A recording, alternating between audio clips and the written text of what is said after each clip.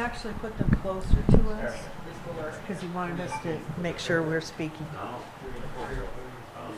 Okay. Good evening, everyone. We'll call this meeting to order at 7:04. And if we could all stand now for the flag salute. Bill, will you lead us, please? Pledge allegiance to the flag of the United States of America and to the republic for which it stands, one nation, under God, indivisible, with liberty and justice for all. Amen. Thank you.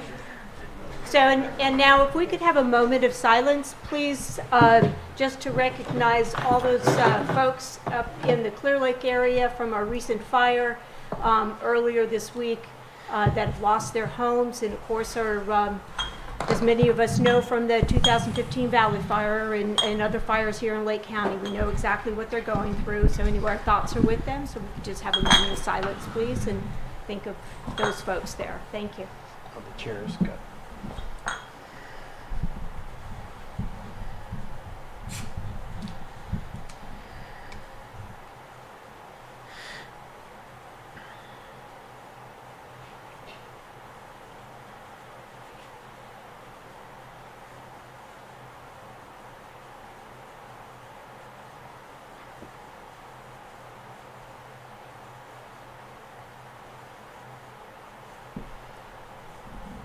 Thank you.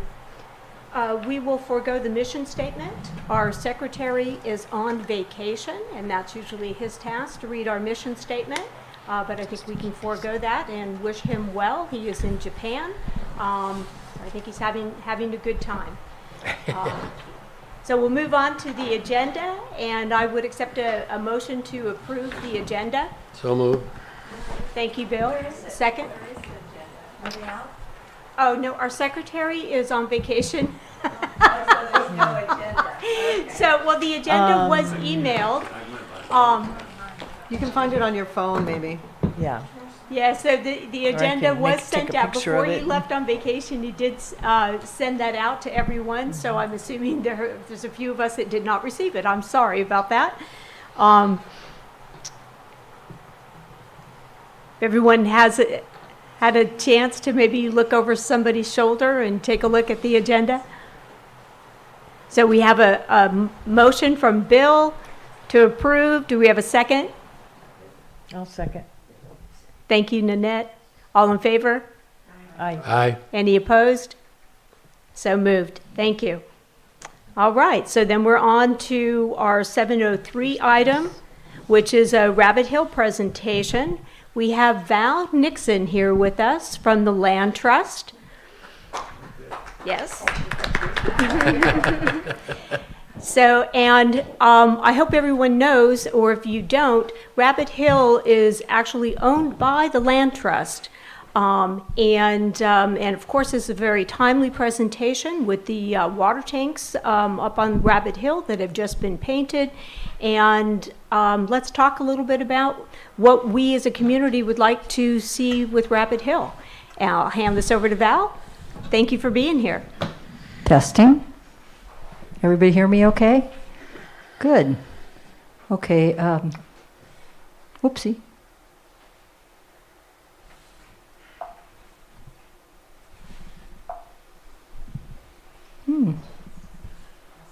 Something happened here. Hold on.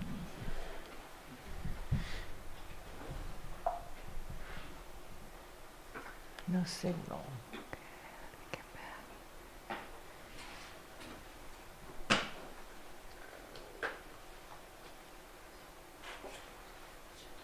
Okay, and I lost my presentation notes here. Let me backtrack. Sorry, my program just rearranged itself. Anyone have a joke? Yeah. I do, but I don't think it's appropriate for everybody. I would like to remind. Wait, you have to be on the mic. There we go. I'm not in the presentation mode. 9 years ago today was the Valley Fire. Oh, yes. We should have had a moment of Okay. silence for that. It was the 11th, wasn't it? Nope, it was the 12th. Was it the 12th? It's the 12th. We have 9/11, 9/12. 9/12. And our house went the 13th. Oh. Oh. Sad. Okay. 11, 12, 13. Yes. And it was our wedding anniversary. It's still not Oh, showing my oh. slide. Yeah, so as Helen said, this is the anniversary of our Close down the Valley Fire. presentation. Start. Hmm. Remember the day well. Sorry, everyone. That's for sure. In fact, this is about the time that I watched it come right at Hidden Valley. Maybe a little bit earlier today. I watched it come down the mountain. Yep, so I there's watched the it go present. It went up, it's not that it went up They earlier. built that, and then come back. Okay. Right next So door. then you use, Right at Hidden Valley, it took a right angle turn. Is the Boyle Spire contained? It's not showing in I don't. the one in Clear It Lake. seems like it And where's is, yeah. If I remember correctly, more contained than it was. okay. 'Cause are you guys going to the dinner on the Democratic gathering on This one? the Saturday at 3? I would not be going to a Democratic gathering, no. I'm an independent, former Republican, but anyway. I'm still an independent. Yeah, because the center up I wonder there why it worked just a was second involved ago. in the fire, but they said they're gonna have it cleaned up and Yeah, ready it's to go just on up there. Saturday. At Hidden Valley? No, No, Oh, at, it's at the Cornelian Center, it used to be Bill Obsidian. Cornelius. Yeah. There. Cornelius? Yeah, it's behind the Yeah, college. it's the center. It Oh, used up to there? be Obsidian Middle School. No, it used to be the Cornelius and, center. Then they changed it to the Obsidian Oh, Middle School. So, and now I think it's reverted back. Okay, sorry. well, apparently that was somehow It involved wasn't in the plugged in all the fire. way? But they're gonna have it cleaned up by Saturday, they said. Well, the fire went by there, so. I know, I was at Walmart, we had just left. And go to here. We literally were running from it. So that worked out good for us. That's good, right? No, Okay. Julia? Sorry, everybody. These are our Here we two go. Speakers here. Oh, okay. I asked if the table was there for a reason, they said no. Yes, because they're the two speakers. So if you could sit Hi. behind them. Okay. No, we set that, So my name's Val Nixon, and I'm president of the Lake County Land Trust. Excuse me? Meeting, call to order, please. Thank you. Thanks, everybody, for waiting.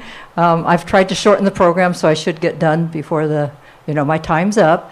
But I'm president of the Lake County Land Trust, and as you can see on the screen, we're dedicated to serving Lake County's natural resources, preserving them through education, cooperation, and preservation. Our mission statement, I know it's hard to pass that one up, right? We work to conserve land and water resources of important natural, scenic, cultural, and historic value on behalf of present and future generations. And I thought before I got started on Rabbit Hill, I'd just share with you photos of the approximately 1,000 acres we conserve in Lake County. Our keystone property is Rodman Ranch, which is or Rodman Preserve, which is north of Lakeport, about 280 acres that we conserve with the California Department of Fish and Wildlife and Lake County. It is where our office is and our nature center, and is open every Saturday. The Kalanapo Wetland Preserve is one of our newer preserves, and it's the combination of two old family ranches, and we are restoring it with a co-management plan with the Big Valley tribe of Pomo Indians.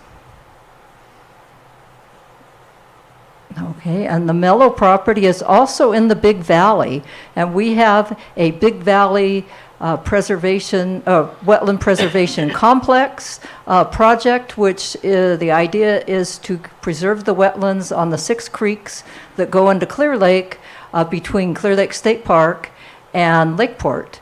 And right now we have about 300 acres there, and we are starting to restore the wetlands, the oak woodlands, and the riparian habitat. In the last 2 years, we have acquired 40 acres on Mount Canocti, which is adjacent to the Mount Canocti Park, in order to facilitate possibly more trails being put up to the peak, and also to conserve the habitat on the mountain. And Monitor Island was donated to the Land Trust by the California Department of Fish and Wildlife, and we are working with Elam and Coyhi to conserve that island, or we will be. And then Boggs Lake we co-manage with the Nature Conservancy. It's 200 acres and one of the largest vernal pools in California, if not the United States, and has species of flora that are endemic to Lake County, not seen anywhere else in the world. In the world, right? So, and if anybody wants to talk about conservation easements later on, I'd be glad to share them with you, but we have 3 conservation easements in Lake County in 3 very different areas, and this is a riparian habitat out by the old McLaughlin mine that we now just make sure it's kept in its natural state, even though we don't own it. And the same with the Siegler Valley Wetland Mitigation Bank, which is up close to Cobb Mountain, the old Siegler Airport area. There is a company, a conservation company, trying to restore the wetlands, and we just make sure they do that and don't build condos there or something. And then the Lion Oak Woodland is along the East Lucerne Cutoff. It's right across the street from the Rodman Preserve, and it's just a scenic highway area that we are conserving so that the oak woodlands will always be there for people to drive by. And now I get on to Rabbit Hill. So Rabbit Hill was our very first acquisition as a land trust. And a land trust is a nonprofit land conservation organization under a 501c3 contract with the state of California. And as you saw earlier, what our mission is to conserve land by acquiring them and educating people about them and allowing public access. So this was the Rabbit Hill in 1999 was donated to the Lake County Land Trust by the Madrone Audubon Society. To me, the interesting thing for me when I went to Rabbit Hill for the first time, when I came onto the board of the Land Trust, and I'm a retired park ranger, so I was very interested in seeing all the lands that were protected by the Lake County Land Trust, which were just 2 preserves at that time, one being Rabbit Hill. And I go, 9.5 acre preserve, what could they be conserving, right? And so I drove up to the hill, and what I saw amazed me. I saw a preserve with rich natural history. This is a serpentine outcropping, and it has a unique geology and a unique flora and a unique fauna that goes with that isn't found on any other lands, except ones that are serpentine outcroppings. So, and I just wanted to share my favorite fern. As you can see, it's called Aspidostis densa, or easier serpentine fern. This fern is beautiful, it's delicate, it grows on Rabbit Hill. It's what they call desiccation tolerant, which means it just doesn't mind drought. And so it's just one of the many different types of plants that only grow in serpentine soils, which any of you who live near Rabbit Hill know that it's hard to plant a garden there because the soils are a very high concentration of magnesium to calcium and are full of heavy metals. So the view from Rabbit Hill is outstanding. So, and what I was amazed at is I think most people who live in Middletown proper could probably see their house from up there. And I think that's pretty cool. And then also the whole neighborhood seems to use it. You know, there's many people who want to see sunsets, they want to see sunrises. The local Middletown track team and cross-country team, practice jogging up there. You can see Bog Mountain, you can see St. Helena, you can see whatever the other mountains are around here. So not only did I get to know what Middletown looked like from the top of the hill, but for the first time, instead of just driving through Middletown, because I live in Kelseyville, and going to Santa Rosa, I walked around town. You guys have a really cute town here. I mean, really, you've got Hardester's Market. It rebuilt since I started, but wow, that's a nice market. And all these cute little shops and places to get coffee. You might need a few more restaurants. It seems like some of them went away. But, and this facility has been built since I started going up to Rabbit Hill, and this is pretty marvelous. So just want to compliment you. Thank you. So also there is probably a very rich pre-contact cultural history that I would have to say Lake County Land Trust has been a little remiss in knowing very little about, except what's in our archaeological study or our archaeological report, which was a surface survey. And that gave us very general information about there were obsidian chips on the hill. There is knowledge of 3 different tribal groups that have lived in the area of Rabbit Hill. But the assumption is that at least has always been a meeting place, and it's still a meeting place for people. And it's still a place where you can get a view of what's around. So if you need to run up and see what fire's coming down the hill, for example, that's not a bad place to go. So in the future, we would like to have some co-management and more interesting information, because we looked at books, we brought out an archaeologist, but we forgot to go talk to the tribe. So that's what we're going to do now. So a lot of you have probably known that Rabbit Hill was first turned into a nature sanctuary by Juanita and Hugo Orski and Huck Heyman. They came back home to Ski's family ancestral lands in the 1950s from Los Altos. Her family, I think, was called Lundquist. And they owned property in the area, and she inherited or was given Rabbit Hill. So she and her husband brought the travel trailer down and parked it on Rabbit Hill and built structures around it and taught the wonders of nature to children. They taught children how to make jewelry out of the local rocks and gems. They taught children how to play shepherd's pipes. And they just had this love for that hill and for nature, and they had a Volkswagen van and drugged children everywhere to learn about nature. Unfortunately, they were really devastated in 1966 when their only daughter, Joan Dole Heyman, or Heyman Dole, was murdered in her home in 1966. And when that happened, they decided that they would donate the property to her memory. And Madrone Audubon took the property, and they're out of Sonoma, and allowed the Heymans to stay on the property till, I believe they were there till about 1975. But in her memory, there was a plaque up there before. Once again, Madrone Audubon had this property until about 1999, when it was donated to us. But after the Heymans left the property, both Huck passed away in 75, and I believe she passed away in 1983. It sort of went into disrepair and was ignored. And then in 1999, Madrone Audubon asked the Lake County Land Trust to take the property. So they deeded it to us, and we have struggled. We have with its care and upkeep. Unlike many preserves, like I said earlier, it's a neighborhood park.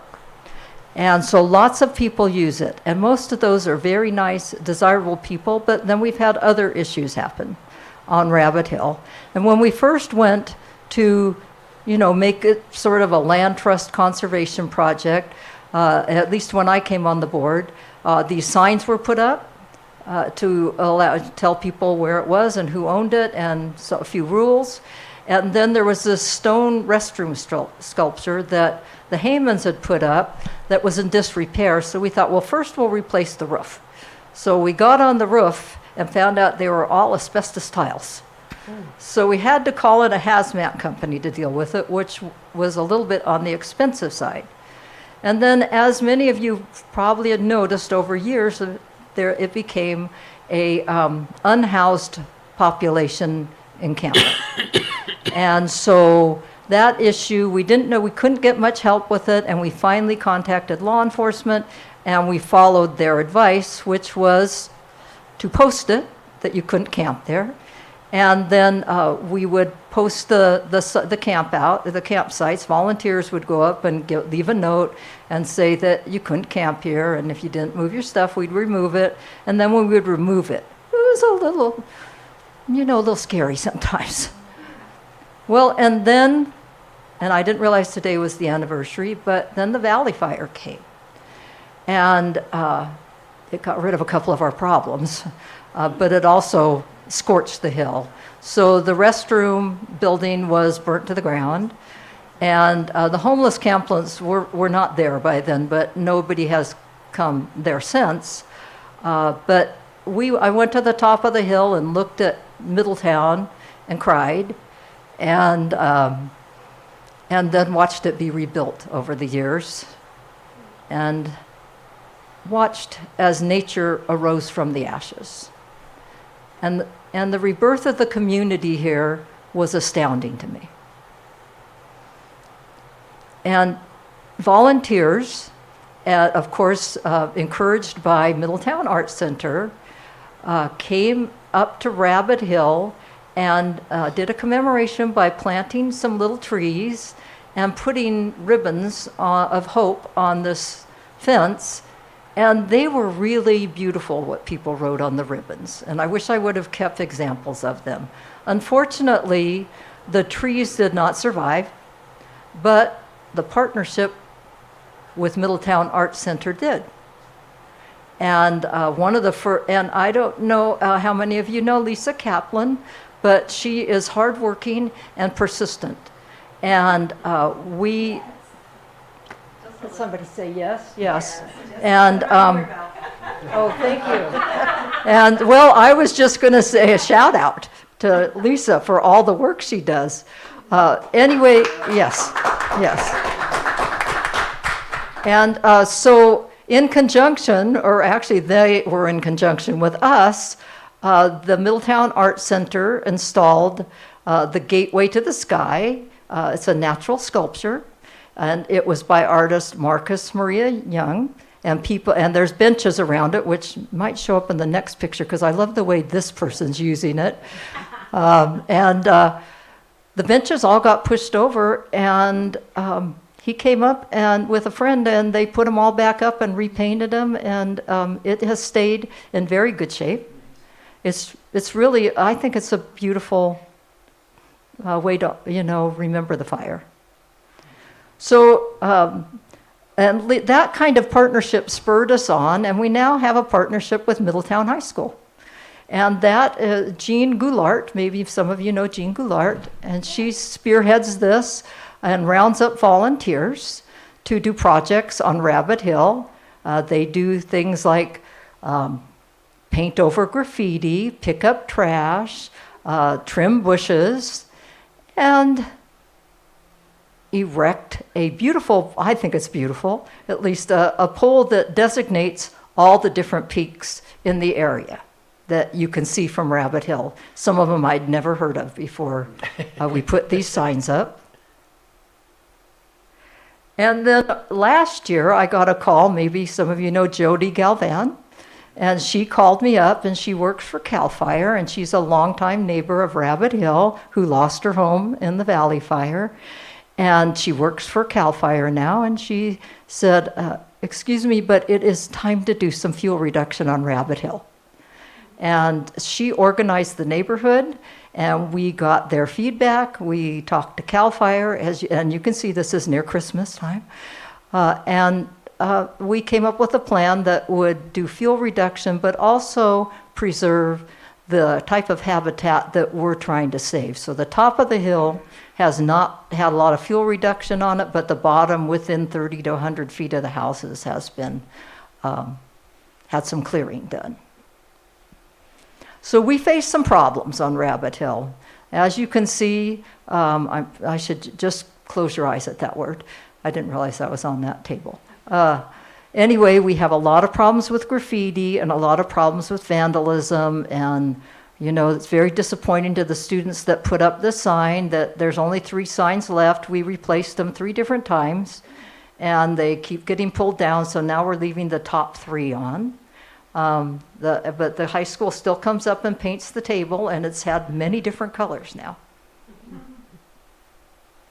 So we have tried to come up with solutions to our issues on Rabbit Hill with vandalism, and once again, a collaboration between Middletown Arts Center and the National Endowment of the Arts and the Middletown Rancheria of Pomo Indians of California has created something that I believe makes Rabbit Hill more beautiful, and it makes a real difference in many different ways.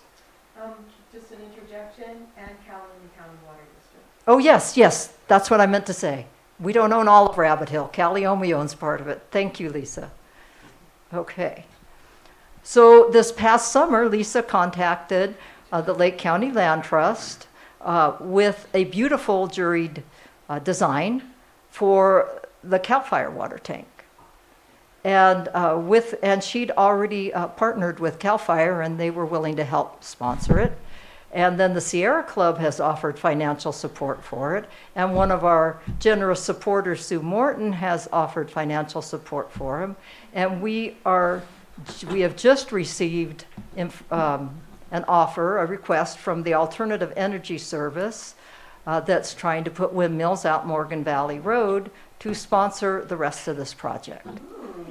So we're very excited. You know, we don't have the final check from them, so we don't know for sure that they'll do it, but we feel very hopeful and very positive that this can beautify Rabbit Hill. It covers up a blank slate for graffiti. It's just a beautiful concept in many ways, and it also honors the ancestral lands of the first people who are here. So I can't think of any not positive thing about this project. Thank you, Lisa. So our present and future partnerships are here on this board. You can see an old picture of Middletown Art Center that we'd love to partner with the Gibson Museum. We'd love to partner with the Middletown Rancheria of Pomo Indians. We have partnered with CAL FIRE already and the Middletown High School. And last but not least, we want to partner with you. We want to get your feedback and your ideas, and what would you like to see on Rabbit Hill, where we can still preserve this beautiful serpentine outcropping with views of all of Middletown, and also keep it safe and for the people who live around it and go visit it. So with that in mind, I'd just like to thank you for letting me come here and give my presentation and being patient as we figured out the technological difficulties, and ask for your questions, your suggestions, and your feedback. So if you have time now, or you can send a message through our website. It does have our email address on it, which I could just tell you right now. It's lclt@lakecountylandtrust.org. If you don't want to talk about anything, or you want to think about it and give me suggestions later. So thank you very much. Thank you. Thank you, Val. Would you like to see the pictures of my grandchildren? Yes. Yes, you may make comments, and again, as usual, it's coming up to the mic. Sorry. It's okay. I guess maybe we should have put the mic on the other side. Presentation. Thanks. Hello? Hello, I'm Linda Deal Darms, and I grew up here, and I knew Huck and Ski Heyman, and they were very, very wonderful, caring, people, and they would take us down to the creek to pick up rocks, and they had a tumbler, and they would tumble the rocks, and they would teach kids not only how to play those flutes, but how to make those flutes, which was really cool. And one of the things they also had up there is they had a lending library of nature books. And so the nicest building on the property was this building they made for this lending library. And it had tables in it where you could do arts and crafts as well. And it was just a haven. And it's interesting when you were saying they built things around it. They had their trailer, then they had like a carport, eave over over the top and off to the side. And that's where they lived, is in there and out there when it was nice weather. One of the things that I wanted to share with you is after the fire, that hill was gorgeous with wildflowers. It like spurred them to just go, whoa! And so anyway, I just wanted to share that. And if you would like to have some information from people who actually interacted with them, I know some people as well as myself, so we can get together. The first range, your first range. Oh, yeah, the first ring, yeah. They made rings for every student or any child that came up there. My ring got burnt in the Valley Fire, however, but lots of people have those rings that were from them. You could pick out your own stones and they'd make the ring for you. Helen remembers as well, because she grew up here. Well, I would love to get more information from you. I've talked to Ed Deering and Galen Clark and Gail Wright. Okay. Not Galen Clark, Galen Palmer. Yeah, but I'd love to talk to you. Okay, I will give you. Can I be mine? I'll just take it with me because I'll put my book. Okay. Any other comments? I have, Lisa. I have. The larger tank that has already been painted, the design is by Trelesa Barada, and she's from the Middletown Rancheria. And she says that they tell me my great uncle Jimmy used to live up on Rabbit Hill where the water tanks stand today. Uncle couldn't afford to continue paying the land tax, so he had to give it up. A stark reminder of our community's struggles. I just think that that's really valuable information for you to have, for all of us to have, but also for you to have in the pursuit of your relationships further. It's on our website. Oh, okay, Yeah. great. Thank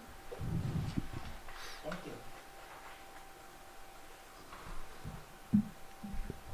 Other comments? Oh,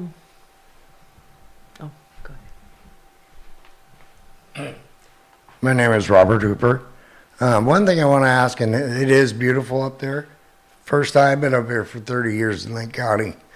Always heard about the good stories and the bad stories of Rabbit Hill. But when I finally went up there, I got lost in 2 hours of just didn't worry about nothing. It is that peaceful up there.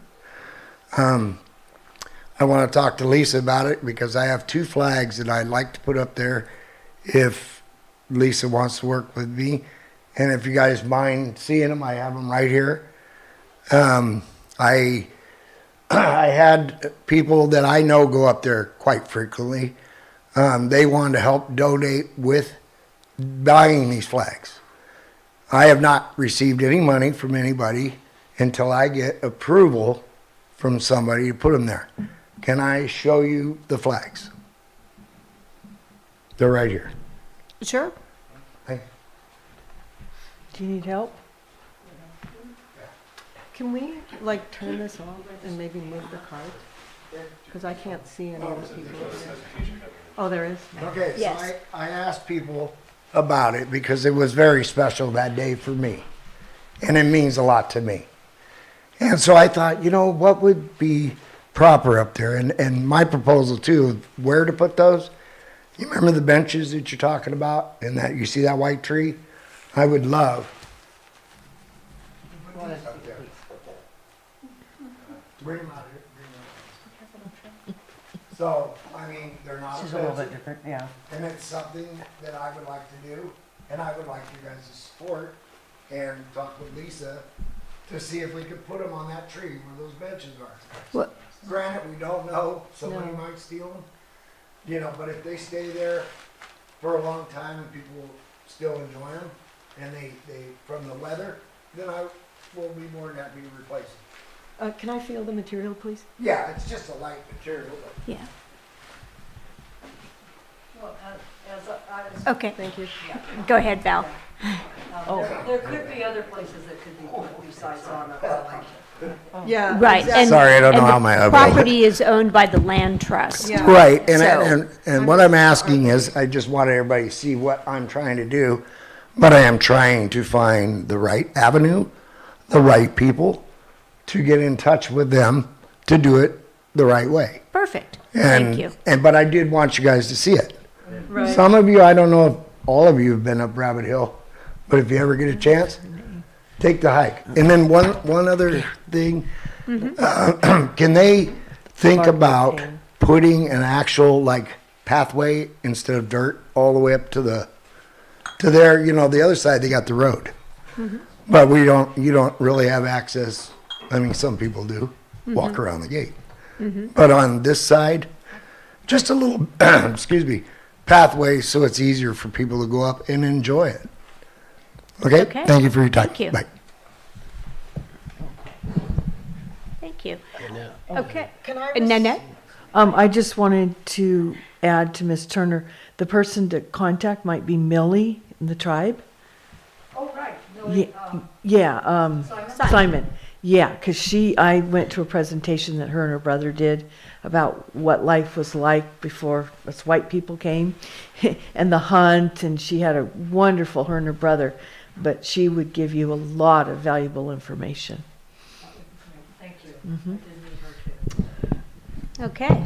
So with that, I would like to conclude this presentation and encourage all of us to take a hike up Rabbit Hill, and perhaps at our next meeting, come back with, after you've had a chance to absorb this and maybe visit Rabbit Hill and stuff, and perhaps we can get together a list of ideas and forward them to Val, to the Land Trust, and come together on this so that, Rabbit Hill is a great representation. And thank you so much, Val, for reminding us of what a treasure we have here.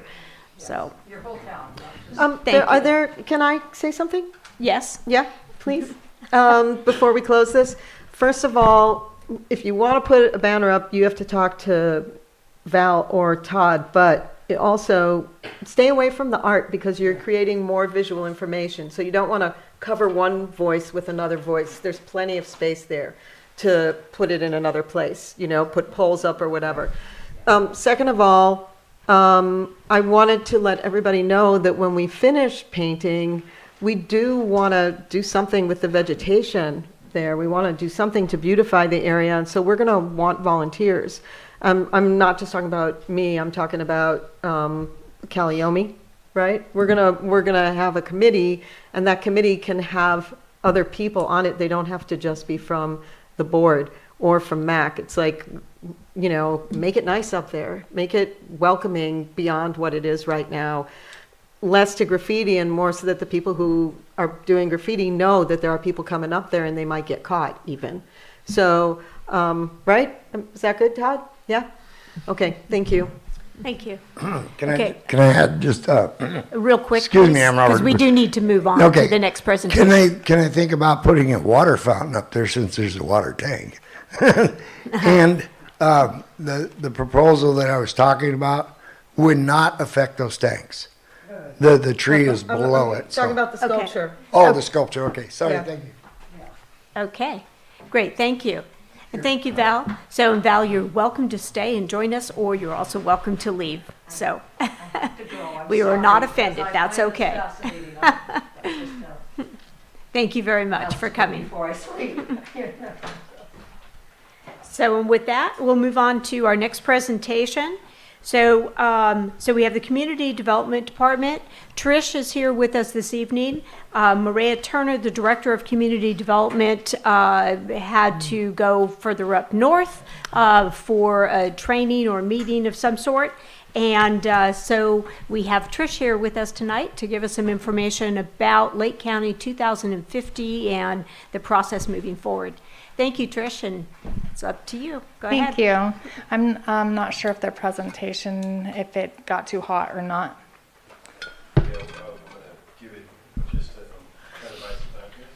No worries. Well, anyway, my name is Trish Turner. I'm an assistant planner. Are you more comfortable sitting down, or No, would you? I'm fine. Okay, good. Okay, Yeah, I'm thank you. fine.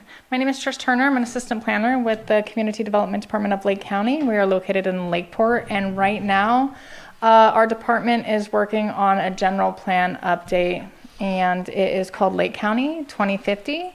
It is going to update the general plan, which then updates local area plans. The general plan is like the blueprint of what the county sees or envisions, and like the zoning ordinance is how you implement it, and the local area plans are what each individual area sees how they want their community to look and feel and all of those things. So usually how it worked in the past, I'm just gonna go on, and if he gets it playing, he gets it. If not, we're just gonna roll on. Previously, our general plan included the land use, circulation, open space, conservation, recreation, and public facilities.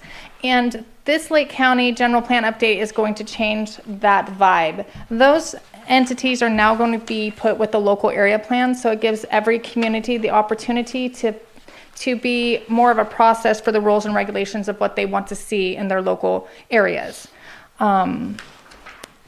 Middletown, the last time the Middletown area plan was updated was in August of 2010.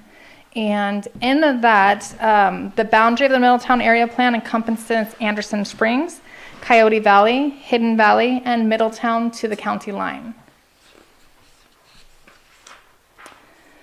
And this general plan update and local area plan gives everybody the opportunity to see if they want to change the local area plan, if they want to change the boundaries, amend the boundaries, if they want to push it more towards Lower Lake, or if they want maybe, Hidden Valley to be its own local area plan, things like that. And to get those kind of things, they need feedback from the community. We need community involvement and all of those things.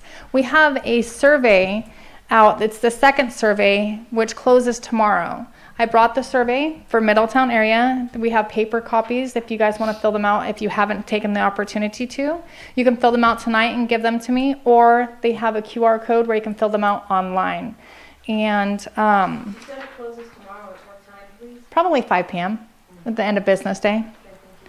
Also, there are 2 community growth boundaries located in Middletown. The existing community growth boundaries include the area of downtown Middletown, so this area, and Hidden Valley residential areas.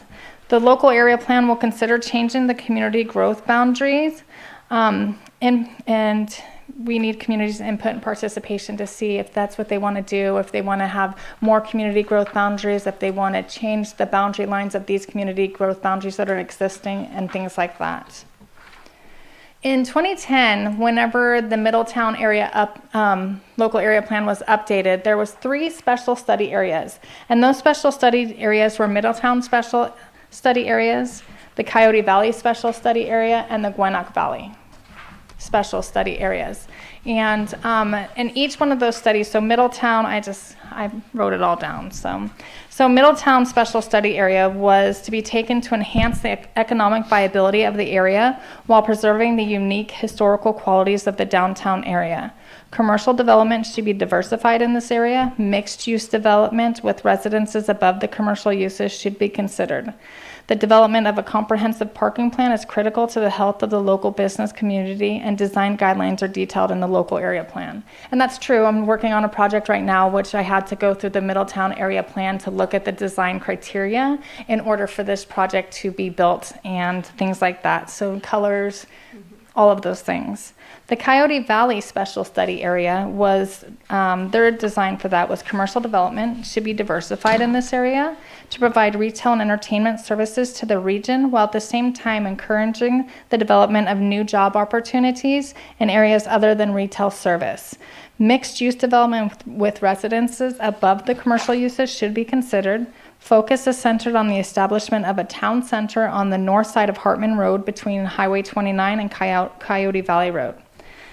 Design guidelines, again, are appreciated. And then Langtree Gwinnett Valley Special Study Area, that contained the vision for future development of the 16,000 acres of the Langtree property in more detail, with goal of allowing the flexibility to create an economically diverse, job-based, innovative resort residential communities and tourism with resort-related uses, while at the same time protecting significant agricultural lands, open space, and natural resources of the area. And design guidelines were entailed with that as well. So the last 2 times there was the local Middletown area plan meetings, which the community development hosted. There was some key issues that were identified. There is 4 pages of those. Those are located on the back wall. I will just name the sections, and in these sections there's several subsections. So the key issues as identified by citizens of Middletown were land use, circulation, open space conservation and recreation, environmental justice, public facilities and services, economic development, health and safety, water resources, and agricultural resources. So what happens next? So now we've had these meetings where we've come together as communities. People said what they liked, what they didn't like, what they kept, what they don't want to keep, and all of these things. So what happens next? So next is that the Board of Supervisors has appointed members to the Middletown Local Area Plan Advisory Committee, also known as LAPAC. The LAPAC will start meeting this month. I'm not sure the date. Mireya didn't tell me, but I think it might be to be determined, to gather public input and seek consensus on a number of local area plan topics. And the public input is very important for the LAPAC meetings. And the Community Development Department will make sure to email members of the Middletown Area Town Hall or anybody who requests emails to be, that way they can be alerted when these meetings are going to happen.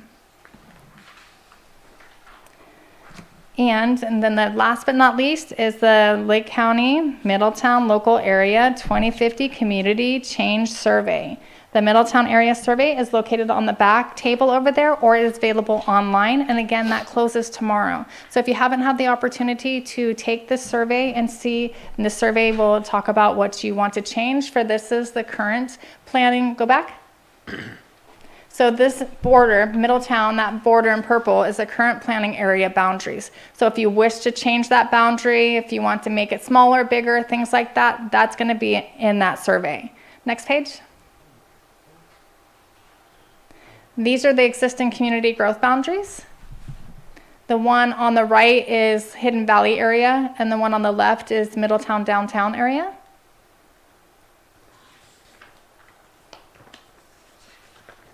Next page. And these are the special study areas. And I think that's it. Thank you, Trish. I have a couple questions, so I'm going to start Okay. start that off I and hope then I can open it up answer them, for questions. Yeah. So one, in regard to changing the boundary, there in the past, when doing the area plan, there was also some criteria that was involved with changing boundaries or setting the boundaries, setting the growth boundary size that had to do with projected population growth and also with infrastructure, with available infrastructure. If you're expanding growth boundaries and you have no infrastructure, then you have a lot of parcels within the growth boundaries that are not developable. So, developable. Great one, that's good. So anyway, so will that criteria also, which I did take a look at the survey and the study and kind of went through those questions, and nowhere in the survey does it kind of like have that information. So then people, my concern is that people are putting out information not based on any criteria, and that how is the department going to work with that? That is a great question, and that is something that I will have to get back to you on. I'm going to text Mireya right now. And no problem. And we didn't, and with Maria not being here, as Trish said, she may not be able to answer all of our questions. But again, we have Thomas here with PEG TV, so all of this is being recorded. So I know that Maria we can have her tune in also at a future date and find out these questions as well. So Absolutely. don't spend too much time with with recording it, because we have Thomas here recording for us. So so I'll open it up to other questions. Lisa? We have another microphone. Trish, got that one. Yeah, right. It's a good question. So, at the meeting that we had here, where there were all the tables and we were writing everything down, Trish, one of the things that that I suggested that I still find very confusing and confounding is to do an actual study of how this Gwinnett development is going to impact our economics. So, because I personally am thinking that maybe it needs to be outside our boundaries. But there needs to be a study to determine that, because if there's, like, most of you probably know that Middletown has this weird problem of like a lot of poverty, actually, or near poverty, but our school has only 50% free and reduced lunch, or 55. And so we don't qualify for a whole lot of grants that some of the other schools in Lake County qualify for. And that's for a variety of reasons. And having Gwinnett come in would further impact that. So it would change our tax base. So there's a question of, like, if we have more of a tax base coming in, is that tax money going to increase the amount of money that the schools get? Or is the impact going to be such that we're going to qualify for even less grants than we already do? So this is something that actually needs to be researched, in my opinion. Now, it's also true that the housing that's supposed to go up in town is going to bring in workers, and then those workers will probably be lower income, so that might balance it out, but it needs to be studied, because it's going to impact not only the schools, but also any nonprofit's capability to get a grant here in this area, you know? So, but I think everybody can agree that the schools are a big concern, because we all know that our school district is in financial trouble, you know, and it has been for a long time, actually. So that's my comment, is like, how can we get a study done? Because it's a big, big impact. I mean, what is projected is approximately, I mean, if 10,000 people evacuated from the Valley Fire and they're expecting 15, what are they expecting there? What's the number? So that is not my project. I don't have that information. Gwinnett Valley is actually a different person's project, and so I don't have a lot of information on that particular project. I do know that they're doing an environmental impact report for that project, but I don't know how that will affect the school. That is another question, which I can send to Mireya right now. She's actually responding to me. So she said she would respond if I had questions. So I had mentioned this in that evening, you know, like a study, an impact study on the, just like the social economics of this region right here, and the education system. Okay, perfect. So I just sent that to her. Now let me go back to Monica. Let me go back to your. So she said they could. The purpose of establishing community growth boundaries is to tell the jurisdiction where we may develop infrastructure in the future. The community growth boundary change comes first, and then the infrastructure comes next. It rarely goes the other way around. In fact, I've actually never heard of it going the other way around. So that is what her answer is. But if it's for 2050, then that's very long term. Correct. So if we are considering even that we want to have a growth boundary change, then now is the time. That's the way that I see it. Thank you. To start to address Yeah, it. but you still have, you know, I mean, talking with the water district and with the sewer district, you know, which direction is it going? There's still great limitations.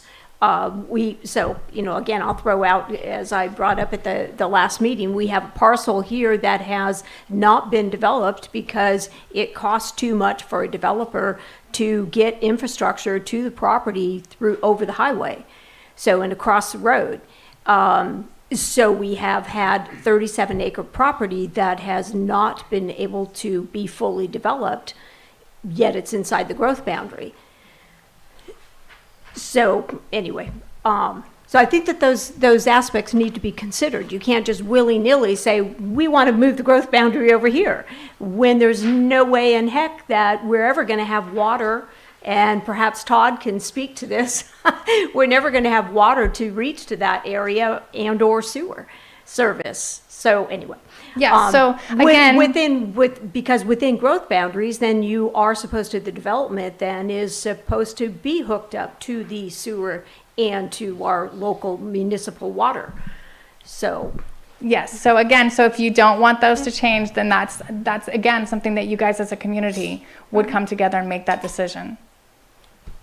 okay, thank you. And one second, and then for your comment with this, with the Gwinnett Valley is that any questions about Gwinnett Valley can be submitted to CDD through email.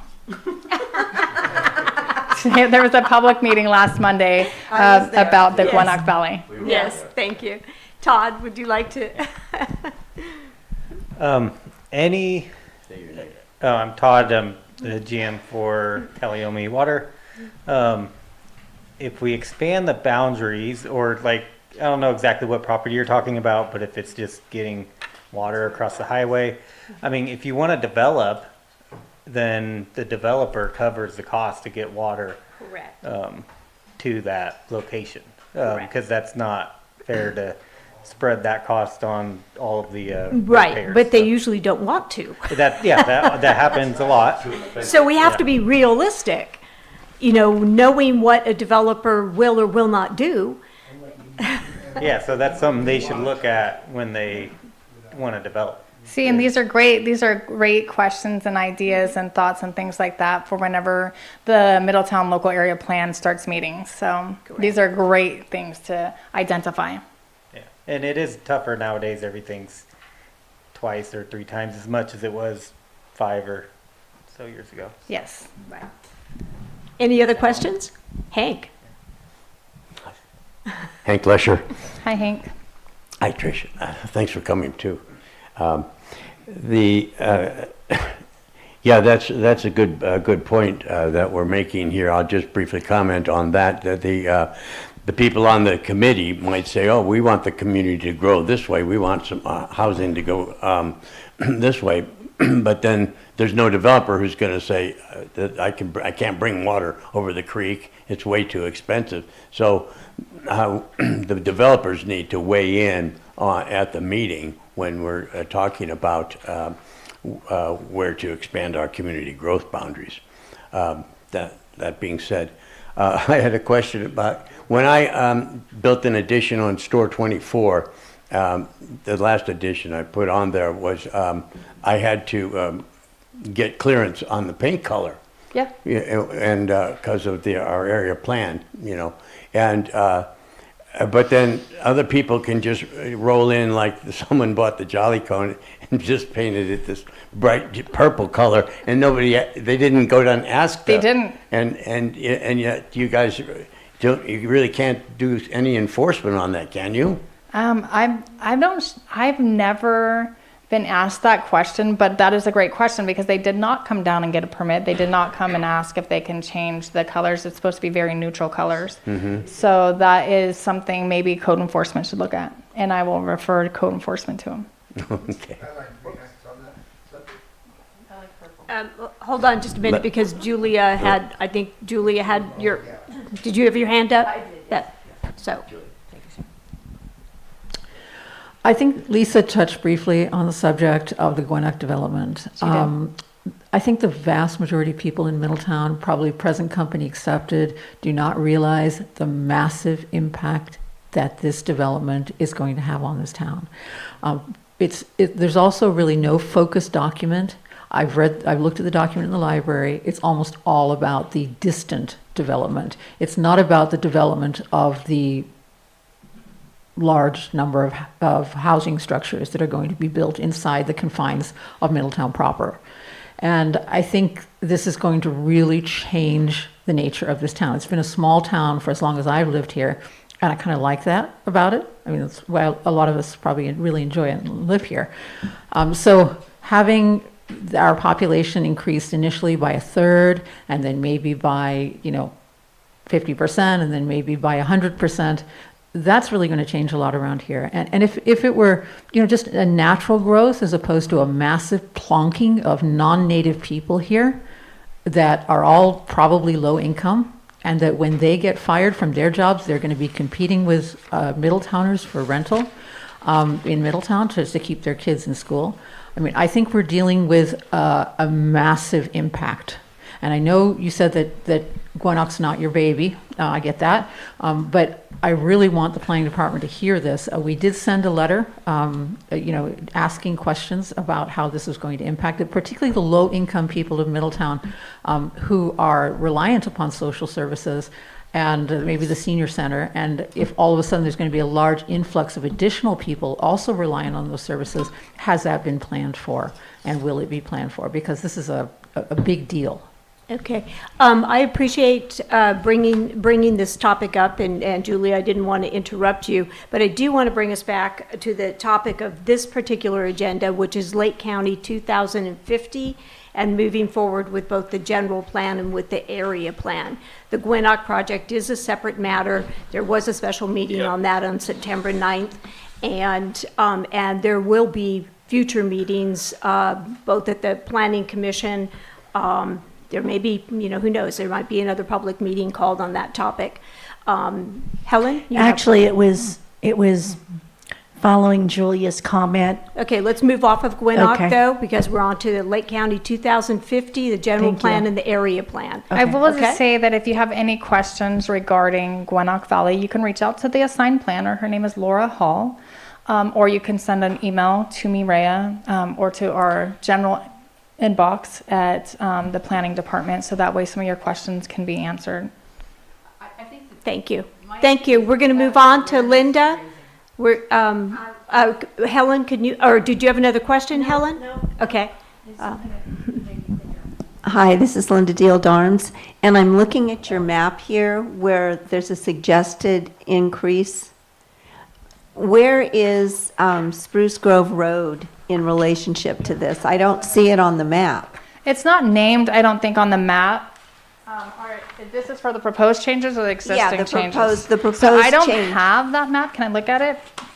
Yeah, we can't tell exactly where it's cutting off, where it's increasing. Here, I'll show it to you. Perfect, thank you. You're welcome. Just curious how, like, Noble Ranch Road is up in there, and I just am trying to figure out where it is. So here's Hidden Valley. I think that Spruce Grove Road would be right here.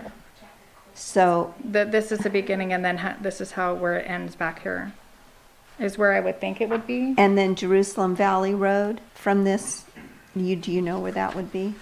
It would probably be over here, but I can't say. Okay. And so where could we find a map that would be more clear as to what we're increasing to? So is this where they're wanting to increase it to? Right. If you can send me an email tomorrow, I have my card, then I can do the GIS map and show you a closer up version of That that. would be wonderful, because it's kind of ambiguous. Thank you. Yeah, so my card is over on the table back there. Okay. If you want to just send me an email tomorrow, then I can take the GIS and it has the roads on it and, Hey, thank you. Thank yeah, you. absolutely. I'm just going to set this Here, down. can I take a picture? I probably can get that at work, but.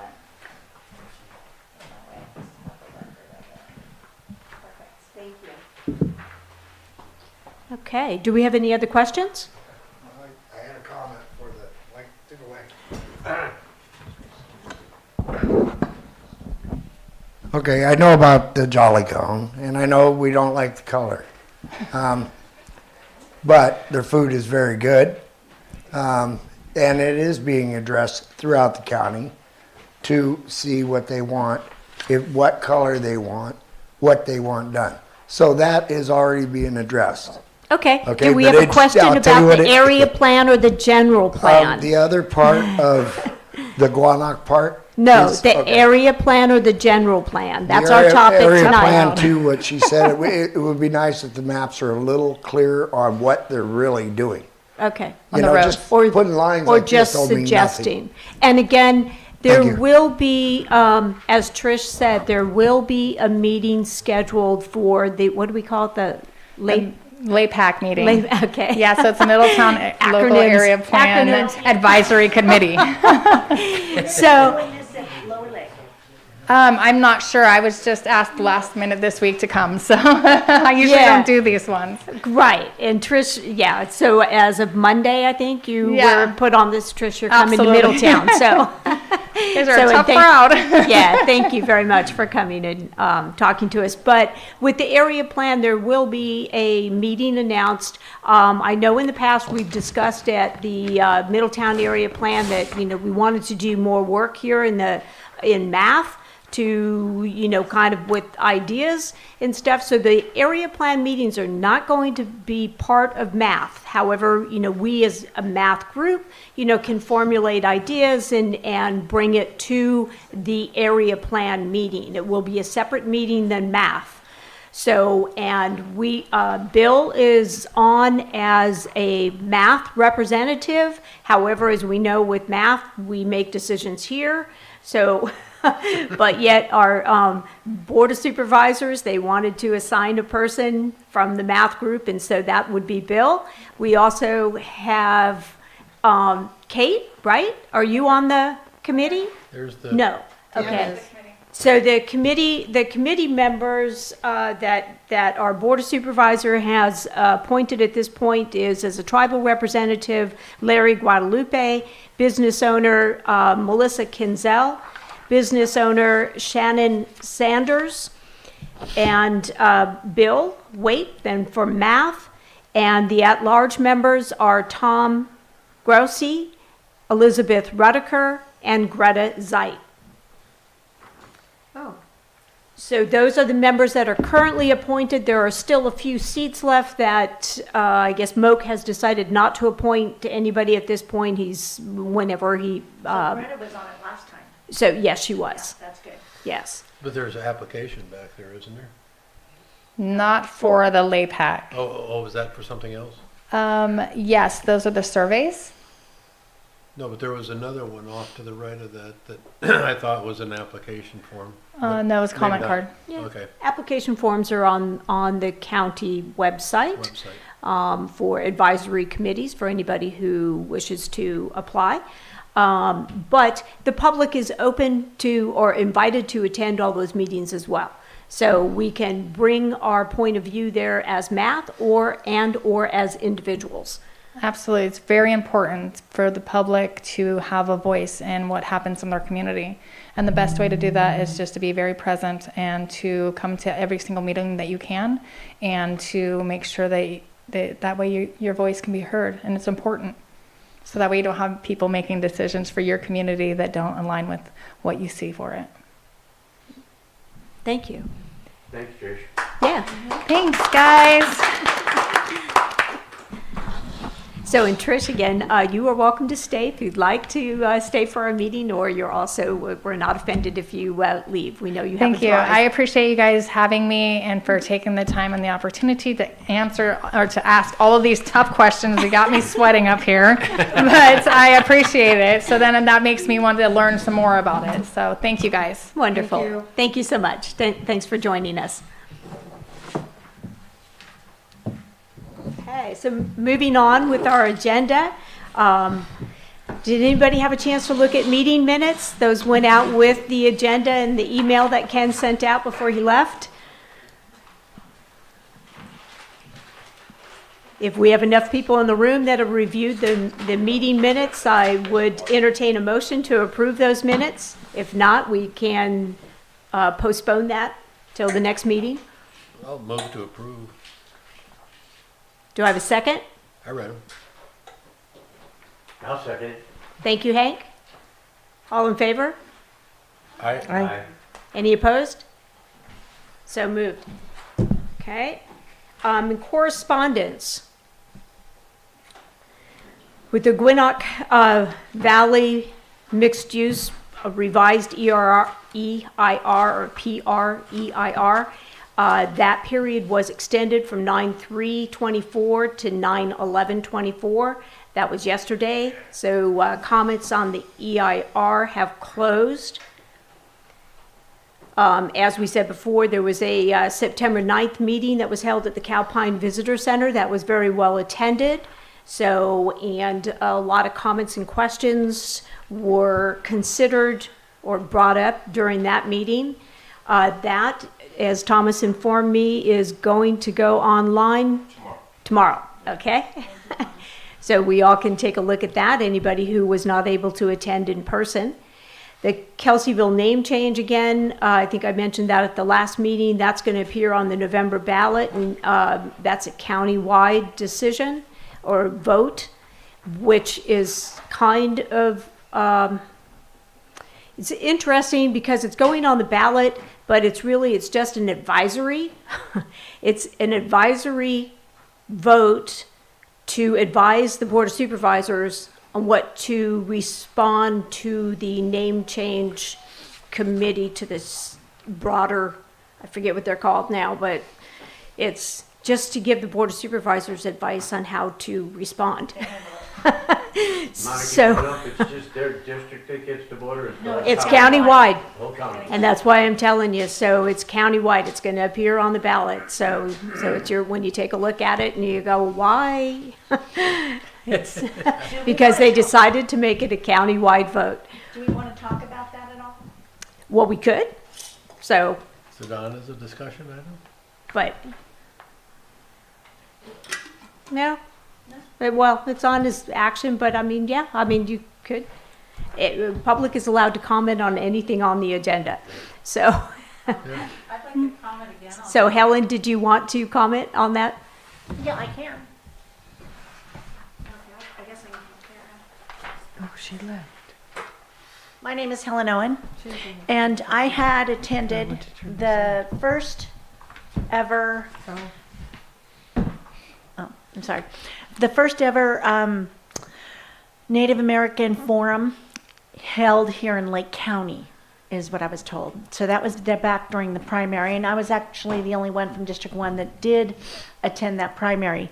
And I did bring it up to the natives at the forum, that what I was suggesting is, instead of a name change, I don't like to change history, and the research I had done had actually went back to it being called Kelsey Creek back in the 1830s, before Statehood. Mr. Kelsey had even arrived on the scene. Yeah. So what I had suggested is to do a monument and a park, interactive monument park, in honor of the bloody massacre and the people that were there. And it's a place, I felt, where we could educate the public and give honor to the Native Americans, going back actually thousands of years rather than 150 years. And I mean, with that too, but tell the stories and tell their struggles and tell their way of life in this interactive, where they can go, the natives can go, and their kids can partake and teach people, and it could actually be an amazing event. And as I had pointed out, that is what they did at Custer's Last Stand. They didn't take out Custer's Last Stand, but rather they put in the Little Bighorn Park. So I just thought that would be a phenomenal way, an alternative way to address this issue. Thank you. What are we doing with this right now? Are we having a conversation about whether to change Kelseyville's name? No, we're not having the conversation. So we're not having a conversation. That was a comment on that item, so that topic. So, so the next thing on correspondence is the Lake County 2005 online survey. As Trish just told us, that we have through September 13th, which is tomorrow, to complete that survey. They may send out others in the future. A piece of correspondence I received from Ken before he left, for better or for worse. We had a little oops. We no longer have a math P.O. box. So we will be looking at obtaining a new P.O. box, and that's just basically because we do things by email and PEG TV, and we don't really use the P.O. box very often. We don't get much mail via P.O. box. And so there was a time when a bill came in through the box or something, or we didn't. Ken was checking it, our secretary. I'm not trying to blame it on Ken. I know how that goes. Anyway, they just missed the beat there, and the post office reassigned the box to somebody else, and his key no longer worked. So anyway, so we'll fix that P.O. box issue. And then I have an exciting thing, because if everybody remembered that Caltrans came to speak to us. And so we had Izzy here from Caltrans. Well, Izzy followed up. We had some questions from the audience, and he followed up and sent the answers. So I'd like to read those real quickly to you. One of the questions was, how will bicycle lanes interface with the proposed bowlouts in the downtown area? So the answer is the full width bicycle lanes, 5 foot, will follow the roadway alignment around the bowlouts.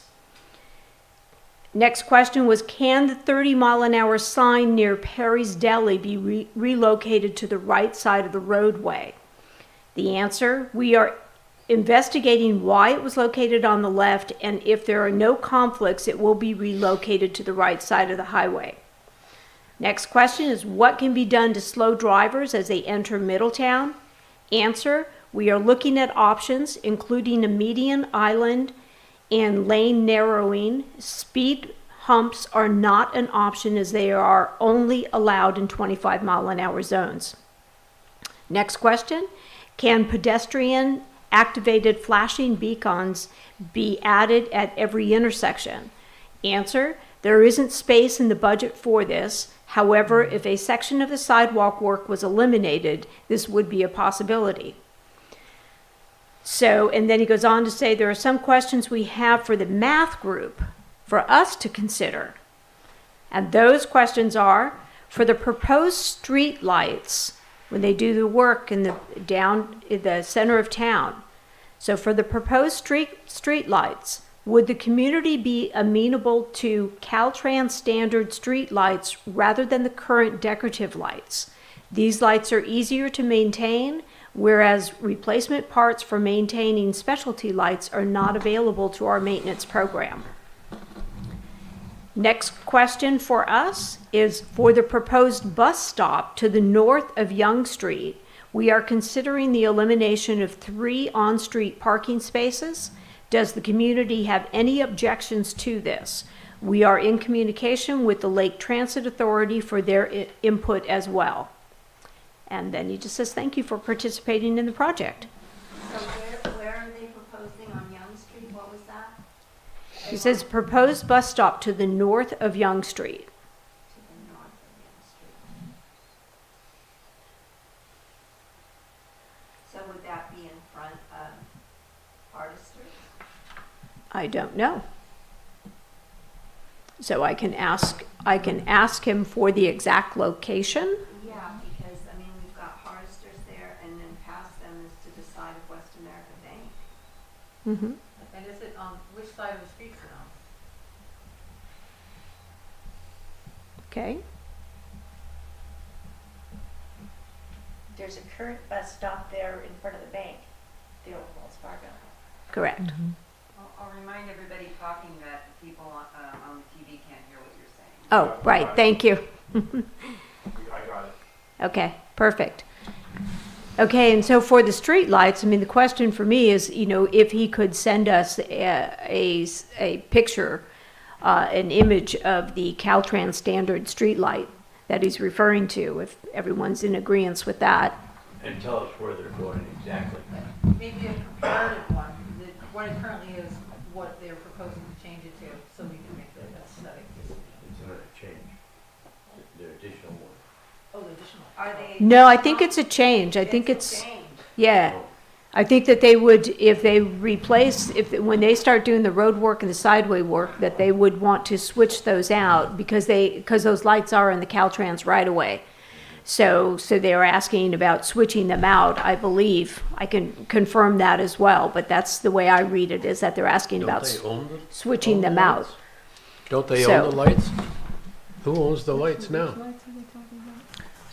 I don't know who owns The the merchants put them? lights. Is there something wrong with the No, lights? that was a math project. It was a math project. Yes. Back in the day, and we met and decided with Caltrans, which lights we wanted, because we wanted the downtown to not look so sterile with the lights that were there. And the lights before were Caltrans standard lights, but I don't know if they've changed the look of those, so her looking Correct. to see what they look like would be good. So are they saying that they want to know if we'll change the lights to something more standard? Is that what they're asking? Is that, so can I just like rephrase this and say, could you guys give us the money that you would spend on this to do something else? Like, why do we need to change lights? Okay, well, because they just said, whereas the replacement parts for maintaining specialty lights are not available to their maintenance department. Okay, thank you. So at that time, it would become Middletown's job to replace to maintain, Change the bulbs. to change the bulbs, basically. Question. Oh, correct. Oh, if we I don't stay with the old Stay with lights. them, Yes, It's yeah, what- that's a question. I can't see us changing lights. Like, See, I can. Yeah, if they Okay. want to put in some modern fixture there, I'll go change the light bulb. Yeah, no, we have people in town that I'm sure would do it. Yeah. okay, we will check on that. Okay, so more information. All right, so, but anyway, but I thought it was so cool that he followed up with our questions and Yeah. sent some Yeah, answers. That's I mean, very unusual. yeah, isn't that great? It is. So, anyway, okay, so that's all I have under correspondence. Yes, Julia? I feel as though you kind of jumped over the biggest thing in the venue there, which was the Gwinnett issue. No, there's stuff that was already done. I mean, that, it had to do with the EIR.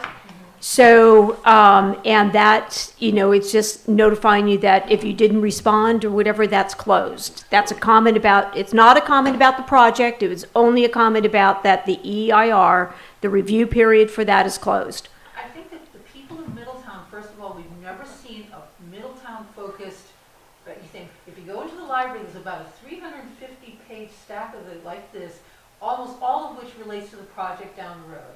If you try finding anything in that huge stack of paper that relates to the Middletown proper project, you're probably going to be very frustrated. I spent... It's not in there, that's not what the EIR was about. Well, So the PREIR was only about the items that the Attorney General had filed lawsuit against.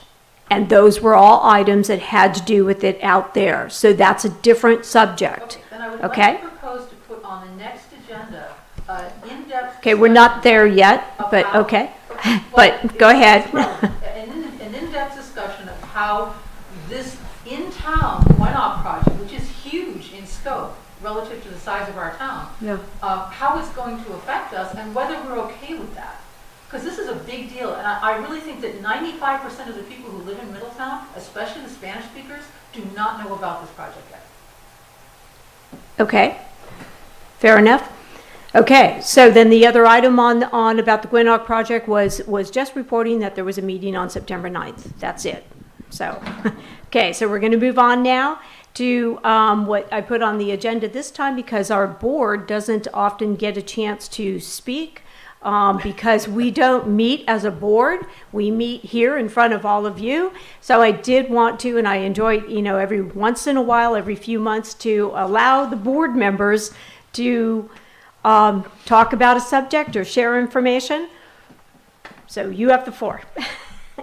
Well, I want to just go back to, I need to ask a question, which is about these lights, because if we're going to change them by hand, then we should still ask for the money that they were going to spend on new ones, and then maybe that's how we can change them by hand, is by using that money. So, I mean, I just really want to look at things in a holistic way. This Gwinnett thing is going to impact our 2050 plan. It's going to impact our 2035 plan. It's like so important to know more about what we could project about that thing, to see like how it's going to impact us so we can make decisions in the 2050 thing that are based on not like, well, I imagine. It's like, of course we're imagining, but we also want to know what happened with Dollar General took so much energy out of all of us. And it's like, I don't want to see that happen again. I want to have more clarity on things. That's what I have to say. And I'd like to have more clarity. Okay. before they get dumped Okay, out. wait. Please, this is board members are sharing thoughts right now. Nanette? I want to report because I've bugged Moak several times, and I asked at the last meeting, from the people that came, and I have to report that the poles in the middle of the trail going from Central Park to the casino, they have the poles, they have dotted lines there, and my concern was on several occasions I saw cars going down there, and I kept saying, why aren't the poles there? They're there. And there's also a dotted line so people can go one way and the other way. So I drive by it every day, so I was really happy to see that was followed through on. Looks nice. It looks very nice. And a lot of people are using it. Bill? I think part of getting back to what you're talking about as well, I think it will make a big impact on our community, but until there is a real project, it's going to be something that's going to be in motion that we're going to have to address in piecemeal, on and on and on over the course of time. A lot of the things you're talking about there, being a resident of Hidden Valley, you even brought up today, the effect of all the outsiders coming in. Hidden Valley is all outsiders, or predominantly outsiders. And I think they've made a positive impact on the community. And I think Hidden Valley needs Middletown, and Middletown needs Hidden Valley. And then for the business and the schools, I wish I could convince more Middletown people to be involved in our county. And I've been after that since I was on the board of directors out there, and been an advocate and attending the meetings I was a part of, and as was Bill Chapman, who was the general manager at that time of Hidden Valley. The two of us, we held town hall meetings at Hidden Valley to get the input of the people up there, and we processed those decisions onto the Board of or the Planning Commission for when they were doing the master plan. And we showed them where their absorption rates, and I haven't seen anything about absorption rates and development rates, and were incorrect, and we had the data that we showed there and everything else. So it is going to be, and I don't know how long it took to get Hidden Valley approved, but I know it was worked on for a number of years, and the master plan approved long before we even started construction. So that's basically what you're looking for, or looking at, and you got 350 homes there, and you got some other projects that are in the mill for here, but it's going to be something that's going to be a work in progress, and no final decision is going to be made at any specific time, I don't think. Did you say 350 homes in this lot out here at Santa Clara? The one up by Talking to the mic. grocery store, grocery outlet. Oh, Valley. Valley Yeah, Oaks. that's all been Valley Oaks. Yeah, that was all. I think that's all been reviewed. We were talking about the Middletown property. Okay, I am wait, too, but there please. isn't any plan. I don't think. I saw that. Excuse me. Stop. Bill, go ahead. I saw that they were hoping to be able to work with Middletown and the county on building housing, and I haven't heard a final plan on that. That's going to happen.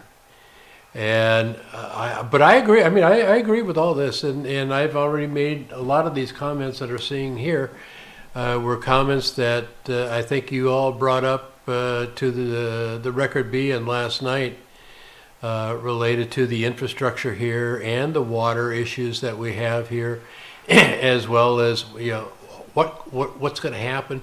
I think they also need to bring up some major points about assisting to the county plan, to how the county is going to develop the entire county, because Gwinnett could change all that. And this is going to affect a big thing. Clear Lake is doing a big master plan changes up there right now, and they're coming in with some major low-income plan development issues themselves up there. That's going to make all of this is going to change the effect of South County, and I think South County is going to grow. It's going to be big. It's how we develop it and what do we want it to look like.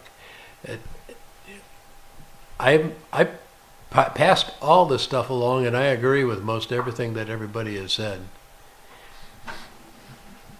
Okay.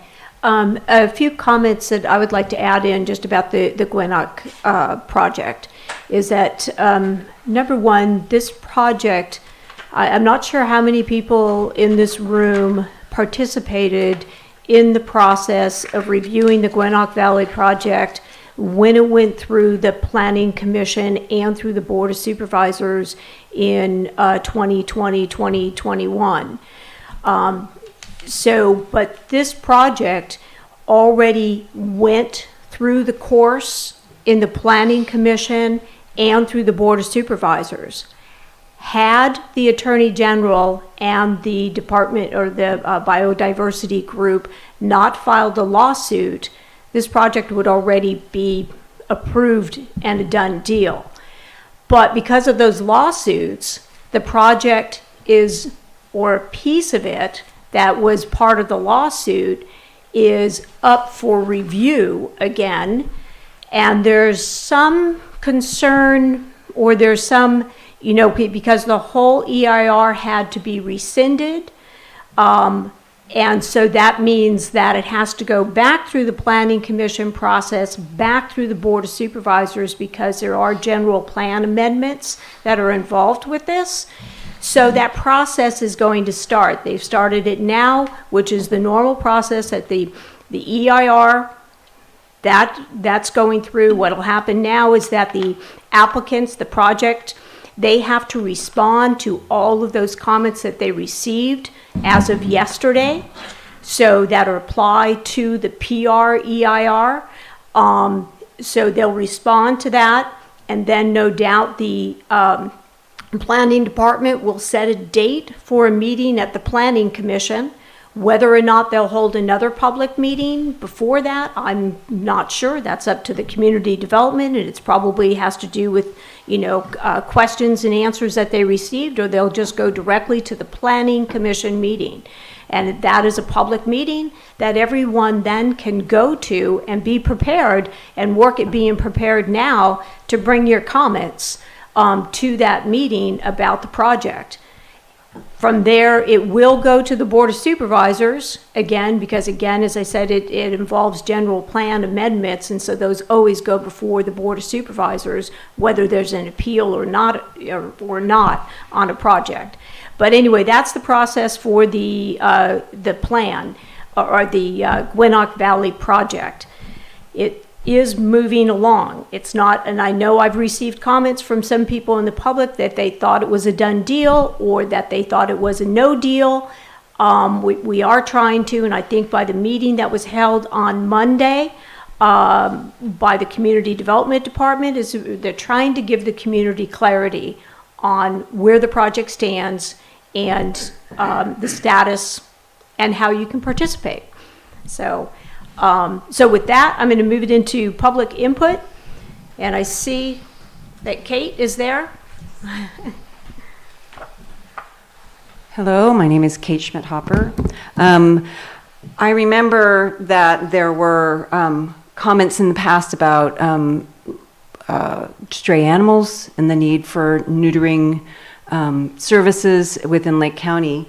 And on Facebook that just posted on the 5th, there's a animal rescue called Dogwood Animal Rescue Project, and they are coming together. They have formed Pet Fix Lake County, and Dogwood is partnering with the SPCA of Lake County and Clear Lake Animal Association to bring affordable spay and neuter services to Lake County residents for owned animals beginning next year. So there's a Facebook page, Pet Fix Lake County, that you can follow on Facebook.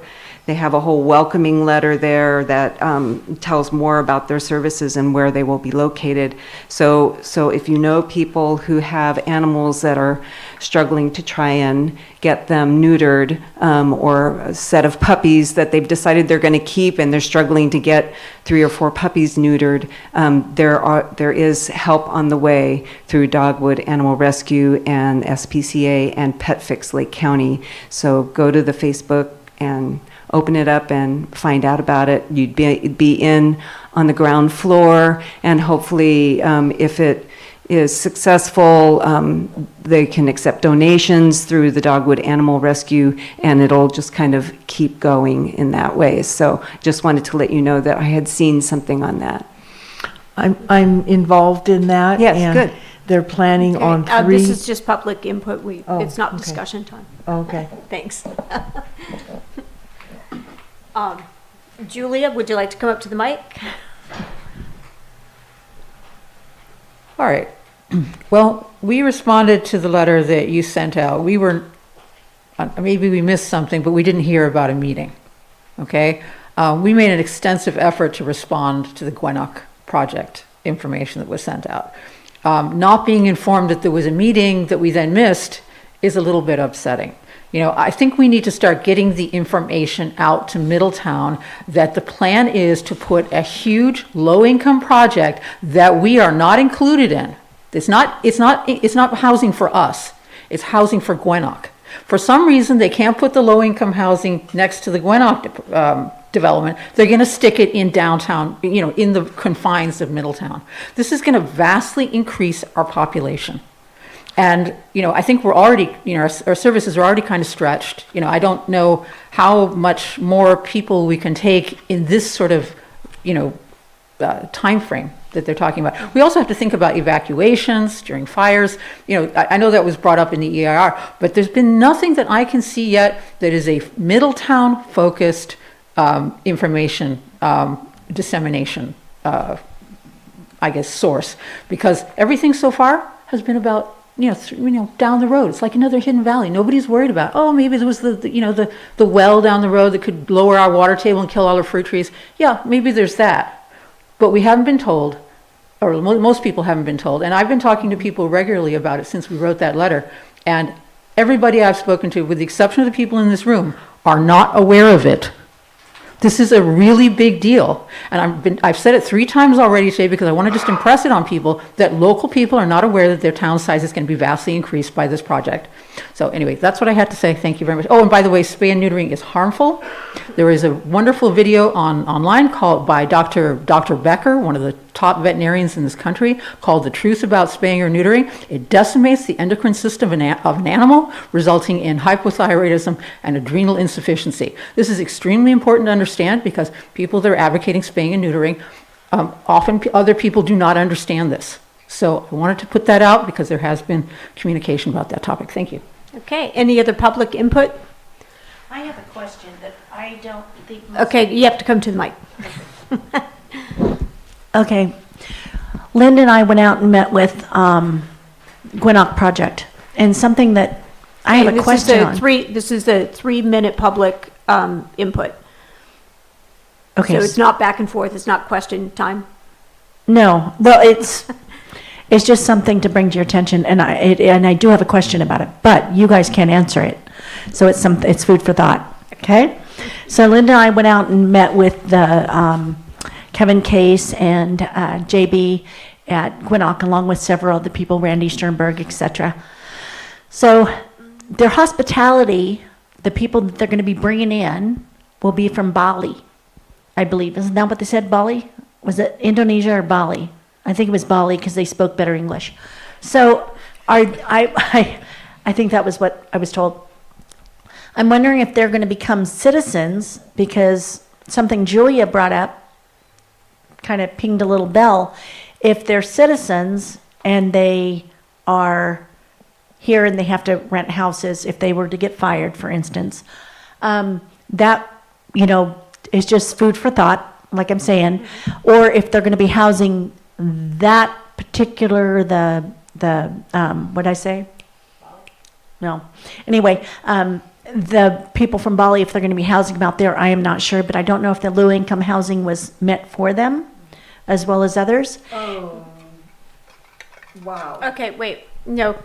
Again, this is public input, and public input is usually just about an event happening, something going on. So, it's like if you want to take 3 minutes to talk, you can take 3 minutes to talk, but this isn't discussion time. We can close down the meeting and everybody can discuss outside, if you'd like, but this is 3-minute public input, and it's usually about events or Well, I activities thought that this going was on. input because people didn't have that piece of the puzzle.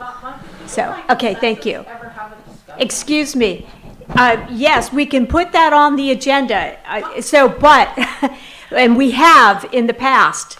Let's finish with public input, and I'm going to close this meeting down because we are past our time. Okay, done. Okay? Carlos, you have public input?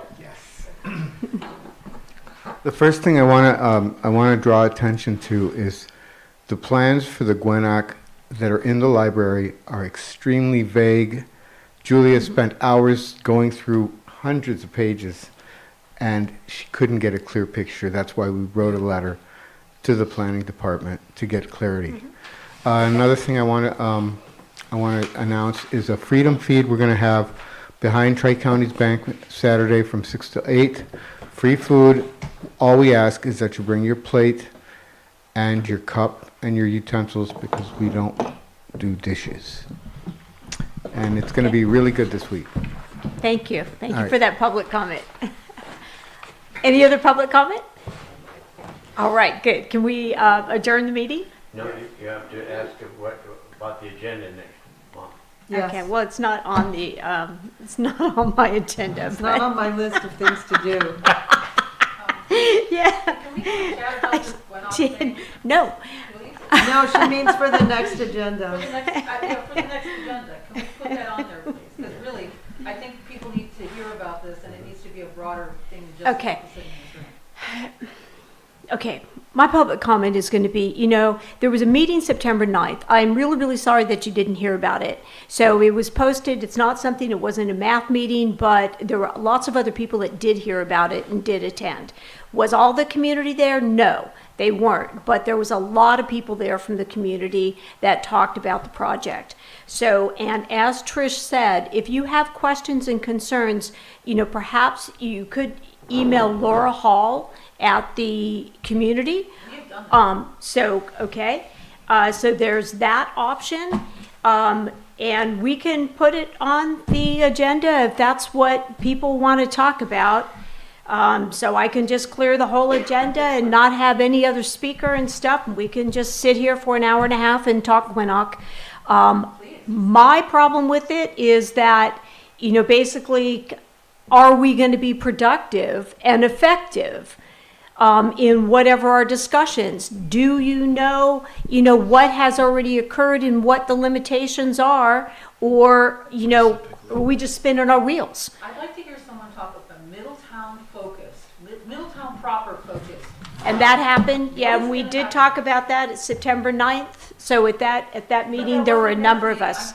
Okay, I'm looking for items for the agenda then, even though this isn't part of our agenda. So we talked about people want the Gwinnett topic on the agenda. Show of hands. I'd like to invite them, just invite them out to see if they have any drawings, anything specific about what they want to do out there. Yeah, and what's the phasing's gonna look like, how many units, how many people per unit, If they have That is in their plans. They had a 2020 plan that already went through the process. It is in there. And I'll tell you, the houses, the plans, the layout is cookie cutter. It's 1,300 square foot homes, 5-bedroom homes, 29 duplexes at $1,850 per square foot. 4 bedrooms in each duplex, so that's a total of, in that 1,850 square foot, there's a total of 8 bedrooms, 2 duplexes. So there's a total of like 79 homes once you have the 21 homes and the 29 duplexes. And yeah, and that's all in their plans. And there's a cookie cutter design. And how many bedrooms are we talking about? I just told you. Well, no, repeat. There's 5 bedrooms in a 1,300 square foot home, 21 homes. Then there are 29 duplexes. Each individual duplex is going to be about 950 square feet and will have 4 bedrooms. So, okay, well, I'm trying to do the math. I mean, maybe you can do it for me. You have all the numbers at your disposal. Because I read the material. Well, that would be great if we could get the material. The material is out there. It was out there in 2020, 2021. Hold it. So, Hello. During the aftermath of COVID. I mean, I really think that we need to revisit this. it's on the site. We'll get to it when we get to the Monica meeting. doesn't support it, just so you know. Yes, correct. And it is I've on the read it site. in there It as is on the well, county so- site. So, and yes, and I totally agree that, as far as I'm going through this process, that our voices should be heard and that this is an opportunity for us to review this process again because the Attorney General filed lawsuit on certain aspects of it, whether or not they'll listen to us. But yeah, from my point of view, it's basically irresponsible for certain things. And so, yes, I want to keep bringing it up. And I think you should too. So, but I think in order to be effective, you have to read the material. So you have to know what you're talking about. Of course. So, and the material is on the Lake County website, the Lake County government website. Monica hit them hard on that. You can look it up. You mean the lack of information? No, so, okay, I'm going to adjourn the meeting now, and this discussion can continue without me. Wait, what do we have on the agenda for next time? Why not? There's other stuff on the agenda. I'm sorry, I don't have that with me. But we already have some stuff, so you're full? Yeah, well, there's some stuff on the agenda. Let's see. I don't know, we'll put it.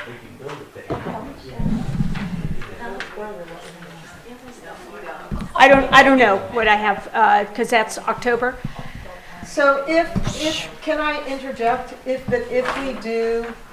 we do something about the Gwinnett thing, we need to, I don't know if it needs to be at M.AT.H, but I know that we need to invite the Spanish-speaking community to be a part of it, because we're trying to disseminate information as well as people from Gwinnett. I would suggest that you hold a special meeting, that somebody call a special meeting just to talk about the Gwinnett project, and then other people take responsibility for, and it can be a community town hall meeting that's not a M.AT.H meeting. So